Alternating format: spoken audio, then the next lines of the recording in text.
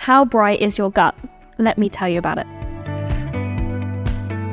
So we often refer to the gut as the second brain. So our gut microbiome is located in our large intestine, and it's full of trillions of bacteria. We actually outnumber cells in our body. Really important that we feed this beneficial bacteria. It's responsible for that sort of gut feeling that you sometimes get about stuff. That's your body telling you how to feel about a certain situation. We actually have lots of nerves that are attached to our brain via the vagus nerve. So the neurons in our gut can influence our brain in the same way that our brain can influence our gut. The vagus nerve is what connects the large intestine to the brain, and lots of signals are passed both ways. So we actually produce about 95% of our serotonin in our gut, which is our happy hormone.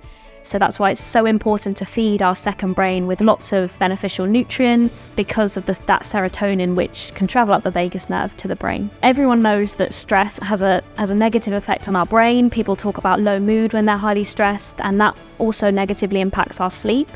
But stress and sleep actually also have a really detrimental impact on our gut microbiome. Decreased levels of certain beneficial bacteria have been reported with high levels of stress. And as we've said before, we need that good bacteria to have a healthy immune system, a healthy nervous system, and actually be able to be a bit more resilient to that stress. So it's really important to have a good quality sleep and try and keep stress levels to a minimum in order to support our second brain. So it's really important to feed your second brain. In order to keep your memory, your cognitive function bright, we need to consume a lot of bright coloured foods. So I'm sure you've heard about people eating the rainbow, so eating red, orange, yellow, green, purple, fruits and vegetables on a daily basis. They all have different plant compounds in them that are really beneficial for feeding that gut microbiome. Some of them include stuff like anthocyanins, you might have heard of in blueberries, really important for feeding and generating lots of good bacteria, which is important for keeping a healthy immune system and nervous system.